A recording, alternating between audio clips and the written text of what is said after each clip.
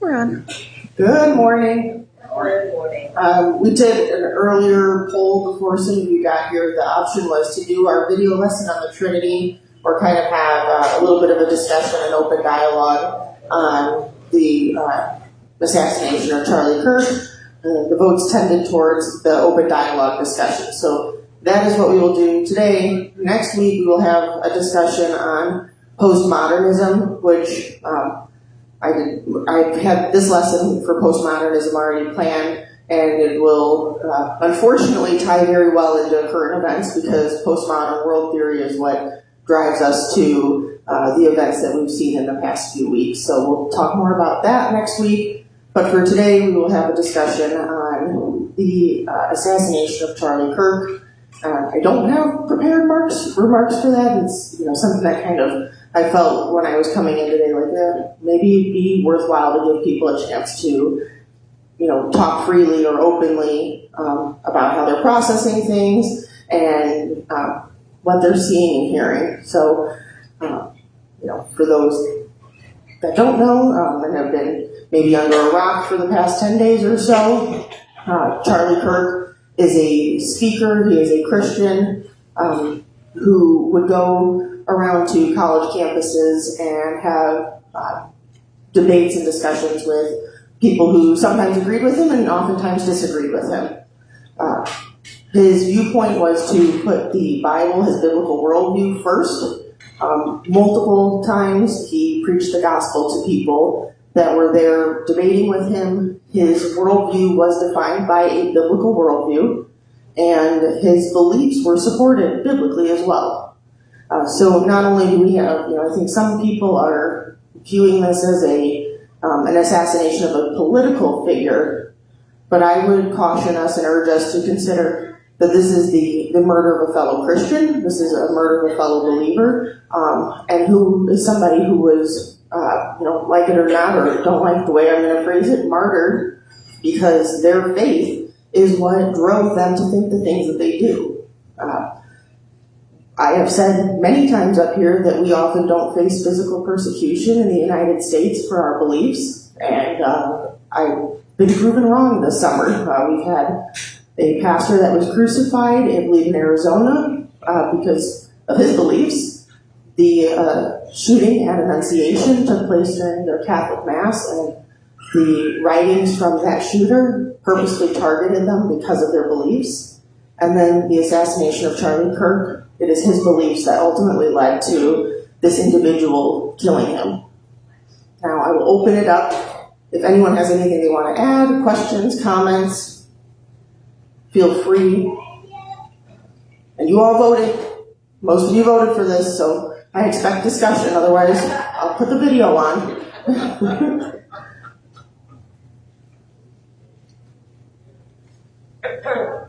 Miss Nancy? First, I did vote for this, but anyway, one of the things that one of the challenges that I'm running into is how to have discussions with people whose opinions are different than mine, and not completely isolating them to shutting down our relationship. So then I've got nothing to give them. Then I don't know if anybody's navigated that yet. Is it because I guess maybe if you have an example of something that came up without giving away, the counterparty's identity. I've had discussions with people that say, I love to craft, but I'm not going to Hobby Lobby because they hate the gay people. And these same people are saying, they're seeing it as a political thing. If I stand up to say, hey, listen, other than what I can do is say there's a father that's gone and there's kids that are grieving and they're close to my grandchildren's age, so I feel for the mom and that. I just don't know how do you still present the truth, but in a way when these people are kind of high risk for shutting down. Yeah, I think one of the challenges that we've seen in the past 2 weeks is people live in bubbles.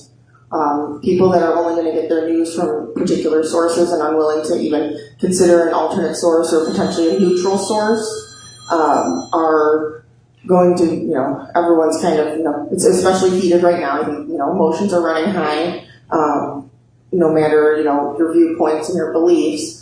But I think part of it is trying to get people out of that bubble that they're getting their news from or their information from, because, I'm still seeing individuals posting things of like, oh, the shooter believed these things. It's like, well, the FBI's come out and multiple times said the opposite already. How are we still ascribing to something that the FBI is testifying is incorrect? And, I think that's the challenge that we've had over the past several years with the media in presenting biased and one-sided viewpoints on both sides, right? We don't, it's very challenging to find someone that's willing to present things in a neutral format. I've been a little surprised at the amount of people celebrating the assassination of Charlie Kirk. The amount of people I found out over the past 10 days that would cheer for any one of us who believe these things, they would cheer for our death. That's shocking because they have taken this worldview and they have this ideological belief that because we think the things we do, which are biblical things, that we are all sorts of terrible names. And they believe that you could just name call somebody and somehow that makes it true rather than digging into things. Or we've talked about before in this class the importance of a biblical hermeneutic and how to assess what you're reading in the Bible, and we've come up with the acronym STOP before for it, where you're looking at the situation, topic, or type of passage, object of the passage, and is it prescriptive or descriptive? Well, for some of these people that I'm seeing things, that I would urge them to apply some sort of a hermeneutic to their news sources or the information that they're pulling, because I'm seeing quotes pulled out of context to frame people in negative lights. And I think that's one of the things that we're dealing with is like, how do you get the people that are like, the big one right now is Charlie Kirk doesn't want empathy, so I'm not going to give him empathy. It's like, if you finish the quote, he actually says sympathy is the better word. To have sympathy for people. Empathy is a challenging thing, so you can't necessarily put your feet into that person's shoes unless you've been there, but sympathy, have sympathy. So people are cutting off quotes to continue to drive their viewpoints and unwilling to entertain the fact that they might be wrong. So I don't. It's one of the challenges with people, I think, and how the identity politics has become so important to people, and that is what they view themselves as. And it's the continuation of trying to fill a God-sized hole with other things. So right now, for people, it's all of these different ideologies or their politics, and making that the defining thing about them. When it's like, well, really, if you knew Jesus, you would be able to find your identity in things outside of those things and realize that's not, the be-all, end-all of who you really are. For sure? That's why I think it is so important to pray ourselves up, before we, go out each day, because you just never who you're going to encounter, who you're going to meet. And I know I've listened to a couple of Charlie Kirk's YouTubes where, he gets in discussions with people and trying to see, how, but he always ends his meeting with these people on the plane that he says what he believes at the end and the things he disagrees with. But, that's why we need to be prayed up, because we just, don't know oftentimes what to say and how to say it. Yeah, I had an issue with anger with this when this all happened, and I just had to ask everybody to give me prayer because I was so angry with it. And just keep asking God to give us the words and send us the people that He wants us to, speak it to. Because sometimes even in your own, I know in my own family with my kids, we think totally, totally different. And it hurts a lot. But I've learned just to, be quiet until the Lord gives me something to say that's profound and truthful. Ms. Betty?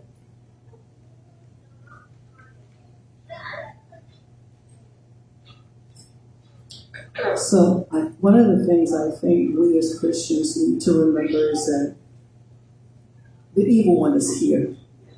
He is going to and fro. My heart is broken for every death.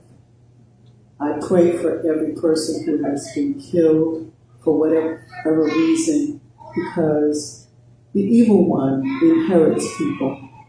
And we need to pray for those people and their families as well, because if it were not for Satan, they would probably not be moving in that direction. But some of their families don't even know what they're doing. And so I pray for Charlie Kirk's family.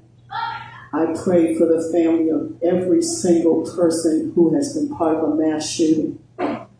We've got shootings every day in this country. The one thing is that God knows way ahead of time, long before we do, what is going to happen and what his use is for that person. No, we don't want a young person to go, but God already knew. And he can use a donkey. So there could be some really great things for the Christian world coming out of this shooting. Maybe we will do some things differently, walk differently. I don't know how to go on from there, but if we're not learning to be kinder to each other, if we're not learning to be tolerant of each other, this stuff is going to continue. It's going to continue to happen because the Bible says it's going to continue to happen. But we have got to be kind to each other daily. We've got to raise our children in a way that they hear us and not everything else that's out in the world. Children at 7 years old with cell phones that are connected to every ungodly thing that there is. Schools that are allowed to bring in all kinds of teachings that we don't want our children to have. Our children under 18, laws being made. We get mad when these things happen. We need to be mad before it happens. We need to be involved in and on top of the congressmen, the senators, on both parties, who are looking out for themselves and not looking out for the people they're supposed to represent. They don't come and ask us what we want. They decide what they want and they go do it. And we have laws that allow children to have abortions without their parents' knowledge. Children to change their sex without their parents' knowledge or without their parents' consent. What are we going to do better? What are we going to get involved in? We can't keep coming together like this when somebody dies and we're upset. God's calling us to do better. I agree. I mean, I think this is a real watershed moment for the American Christian Church, right? So we have talked before about,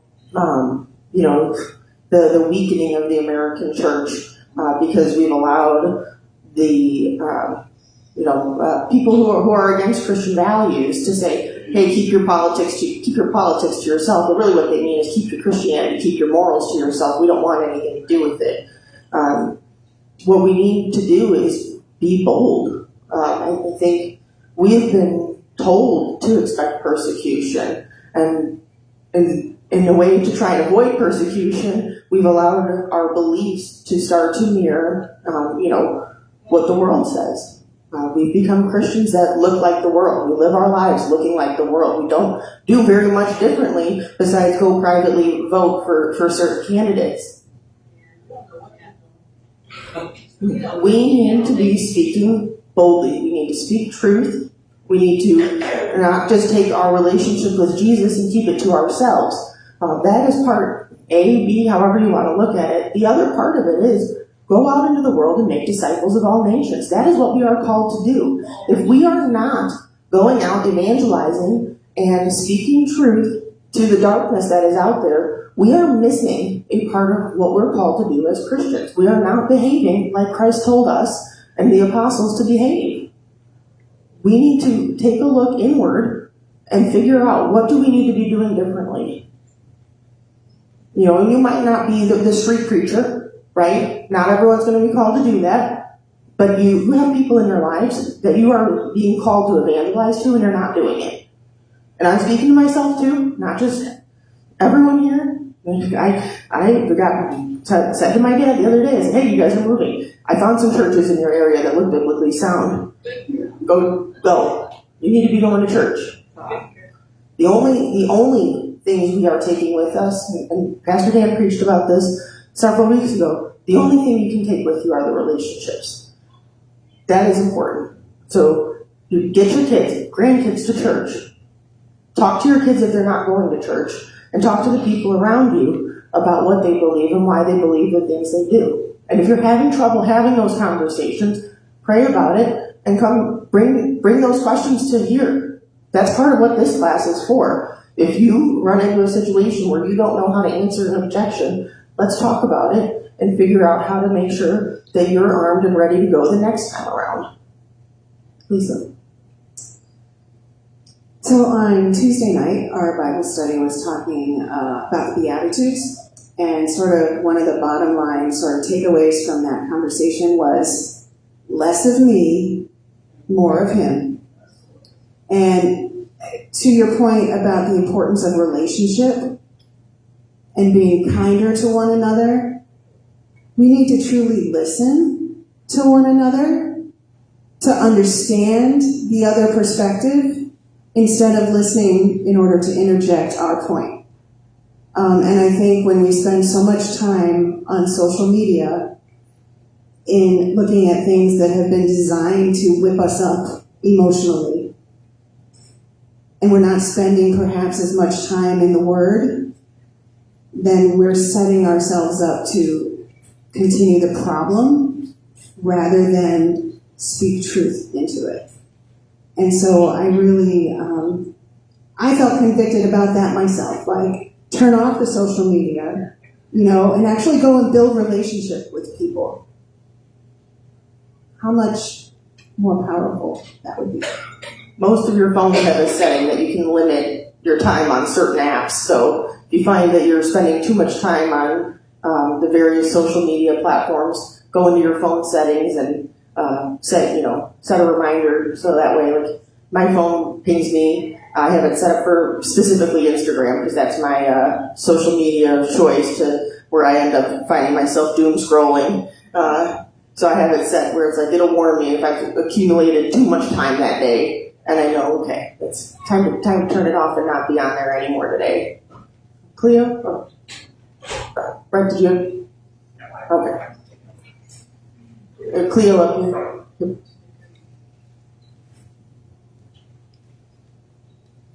I'm thinking of Esther for such a time as this. I'm thinking of Elizabeth Elliot when her husband was murdered.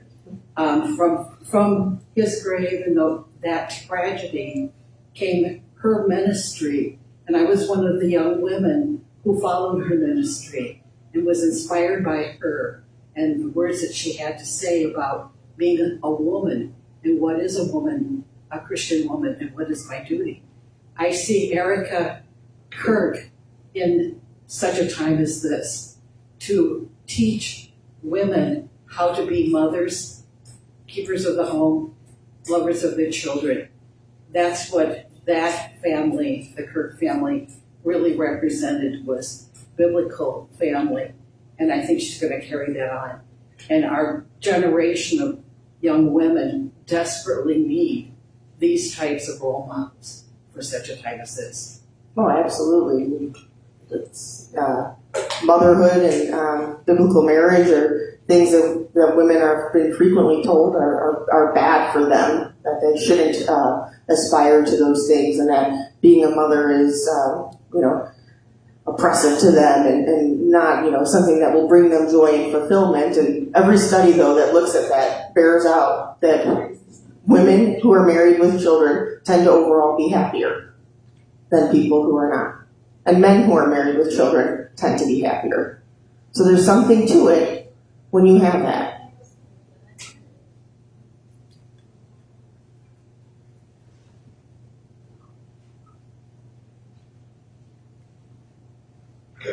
Well, first of all, it just totally depressed me, and I'm not over it yet, and it's affecting my life because it's so sad.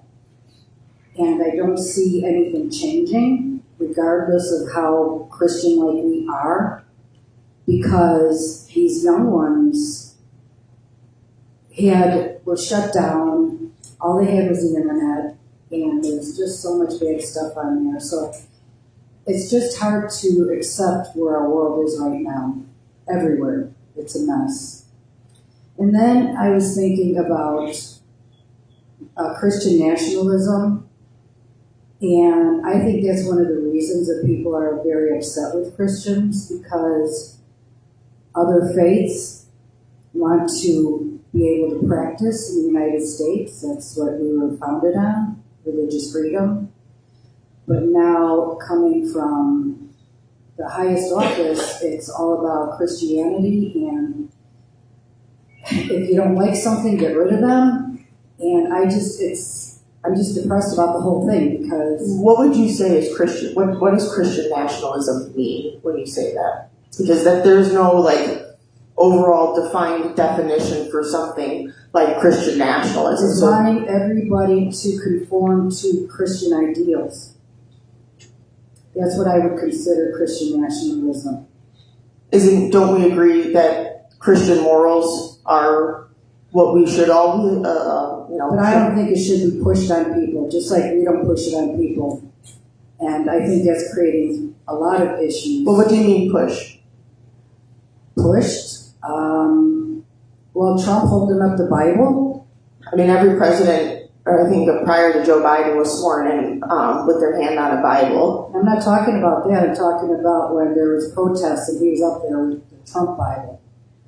I'm just pushing you to consider some of these things, because I'm not saying Donald Trump is one of those Christians that thinks he's not living those values out necessarily.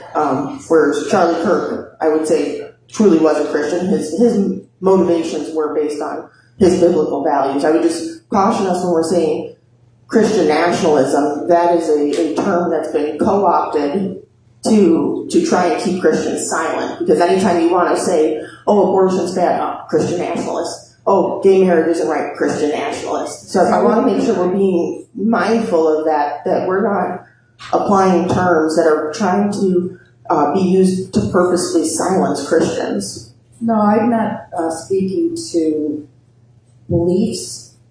I'm speaking to... Because I don't think anyone's advocating for United States to adopt a specific religion. And if there are, I think it's a small sect of people. We are founded for freedom of religion. I think our immigration policy right now is terrible. And people are getting upset about that. People are getting upset about many things President Trump is doing. And if it doesn't change at the top, I can't imagine things getting better. And it breaks my heart because, I'm old enough to remember when things weren't like this. And I agree 100% with you. We have to be bolder, and we have to let people know that there's only peace with Jesus. But I just know that at the top of our government and levels beneath the president, they're not acting Christ-like. Although they are saying that this is how it should be, because this is how Christians believe. And I don't know. It started with the reversal of Roe versus Wade. I was happy that people brought that up again, and killing babies is horrible. But that upsets so many people. Just because people are upset doesn't mean it's something that we should allow, right? People shoot us. That's what I'm saying. No, I mean, it should be allowed, but people. But we will be persecuted for our beliefs. That is, I mean, if somebody wants us, we are standing, and we should stand firmly and tall on what the Bible says, which is that we are made in the image of God. We all, from the point of conception, have Imago Dei. We are image bearers, and our job as Christians is to protect that life, because other people are not protecting that life. No, I agree, and I would die for Jesus. I would not ever change my belief system. I just know because I have Christian friends from church, but many of the other people I know are not Christians, and they're angry. I'm just saying, they're angry, and I don't know what to tell them, because I'm angry too, and I do live a Christ-like life, and they know that I do, but I don't have anything to say to them, and it breaks my heart. Well, then I think if we don't have something to say in that time, we pray. And we ask God to give us the words that we need in that time. Not every comment, criticism, or gripe, or what have you, is something that warrants our energy and our feedback. There are sometimes things that you just need to step away, especially if you are angry. Step away. We don't need to be doing things out of anger. Step away, pray about it, and if you feel led, then have the conversation. Ms. Nancy? I've been in that exact situation at work myself, where it seemed like the loudest, most outspoken Christian had the biggest ego and was the least Christ-like person, but the loudest one. And I just sort of tried to, in my conversations with people, say, hey, that's really ironic, because that's not who Jesus is. Jesus was humble. That's not how Jesus would want to be represented. And I think you can always go back to like the people that Jesus was hardest on were the people that were keeping other people away from God. And that was, the religious leaders of the time. So I think you can say, not that, it's pretty obvious what's being used. But I think if you get the chance to have a conversation with somebody, listen, this is, you're right, this is not good, but it's not Christian either. Okay. So.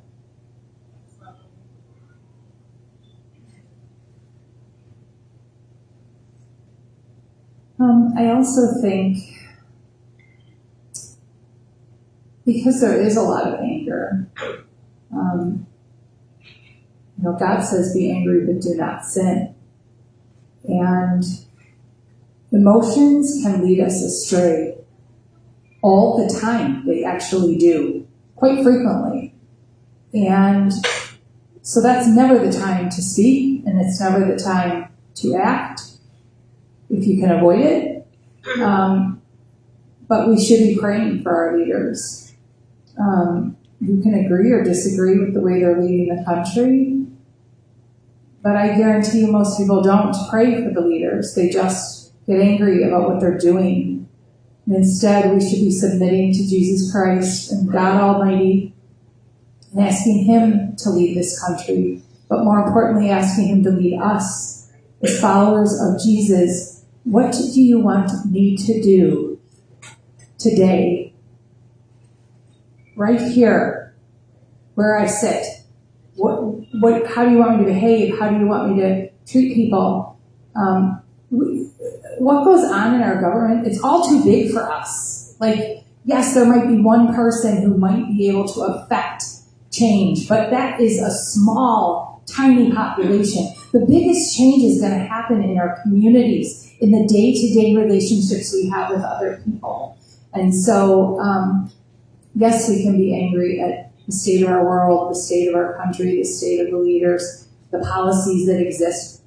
But how can you make change happen right where you live every day? And then submit your anger to God and repent from it. And just, God knows we're going to get angry. He made us, okay? He's not shocked by the way we feel. We just have to confess it and then ask Him to turn that pain. Because anger comes from fear. Fear that things are going out of control, that we're not going to have any control, that we're not going to come back from this, it's never going to be good. But ultimately, God will take that fear and that anger and he will turn it into something powerful to glorify his kingdom. But you have to submit to it. You have to submit to it.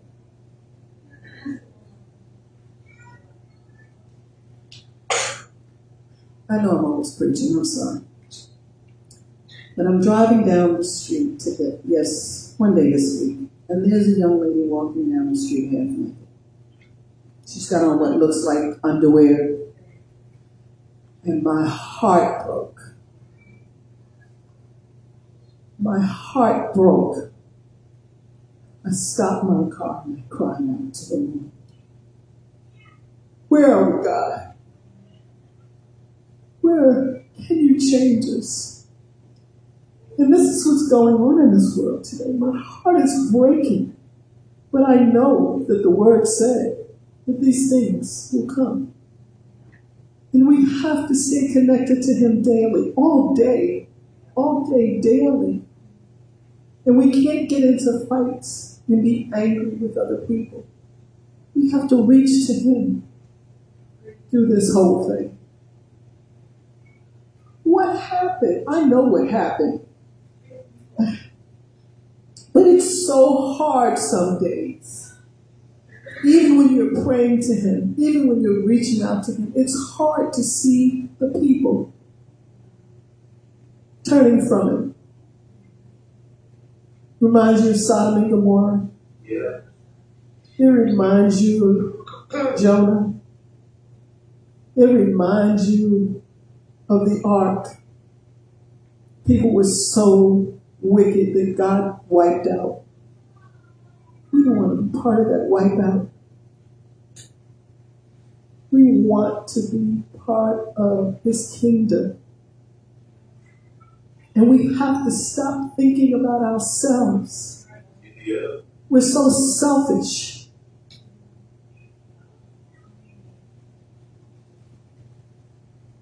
I think that's really all we have time for today. So, in closing, one thing I would encourage you all to do as you're going about your week and thinking through things and the worldview, the politics of the world, try and assess where you're getting your viewpoints from, what is generating those beliefs, and then make sure we're checking them against what the Bible has to say. So our worldview should drive our values, and then our values should drive our behaviors. It should not be the other way around. So let's make sure we're looking at things that way. And then next week, we will talk about postmodernism, which has largely gotten us to the point that we're at in our culture, and it's the more dominant worldview in our non-biblical worldview that we're seeing. So next week will be an interesting one and very timely as well. Thank you all. Thank you.